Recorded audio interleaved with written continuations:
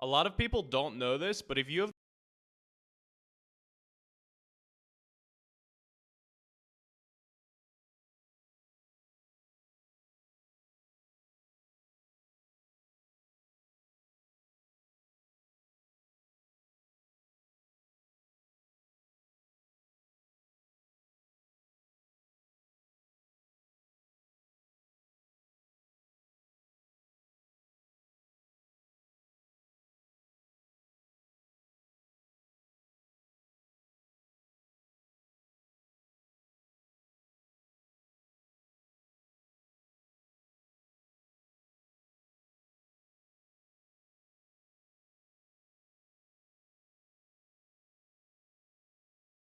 We're going to come out of array element and then just get.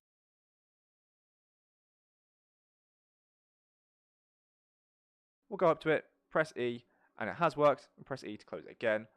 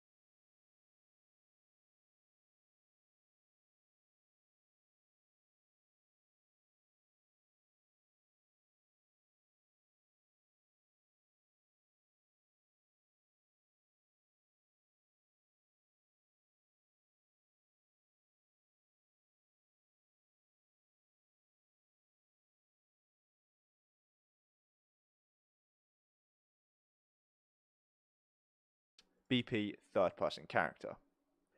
Now in here, what we want to do is make sure we're actually setting the input mapping context to be used. If you've done what I've done, where you've just used the default stuff that came with the third person project, perfect, you don't need to do anything. However, if you haven't, so you made it yourself, you will just need to do this bit of code here. So on begin play, you enter cast a player controller, get the enhanced input local player subsystem, make sure it's valid, and so you made it yourself, came with the third person project, perfect, you don't need to do anything. However, if you haven't, so you made it yourself, you will just need to do this bit of code here. So on begin play, you enter cast a player controller, get the enhanced input local player subsystem, make sure it's valid, and then add our mapping context on there. If you didn't quite catch that, pause the video, replay it, or go watch my other video where I go over that more in depth. This video is mainly made for people who have already got that part set up and want to then just do an interaction with the door by just. We have input, enhanced action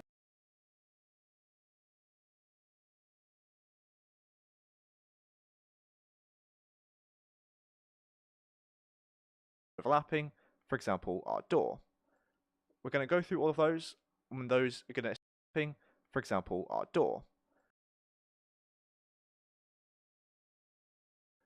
We're going to go through all of those, and those are going to spit out the this, and we want to get a does implement interface.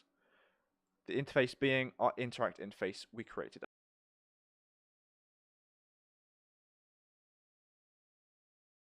Get simply interact, and we want this interact message here. That will go into true of the branch, and out of this we're going to go into break of the for each loop with break, so we then stop searching through what we're overlapping, so we're only going to interact with one thing at once. And what this is also going to do is the interact function here is going to call that blueprint interface interact for this specific array element here. So whatever actor we're overlapping, we're going to interact with that actor. So I hope that makes sense. We'll compile, save that, and that's all we need to do for the interaction code. Now what we need to do is just set up our door and actually opening and closing it. So we'll close this, and then we'll go back to our content browser, content, and we're going to right click, create a blueprint class, creating an actor, and I'm going to name this one door BP, opening it up like so. This is going to be a very basic and simple door, so we're going to add a static mesh size I want. So we'll compile, save that, and then we'll go over to it, but now it is inherited. Fire off this event here. Flop close door timeline.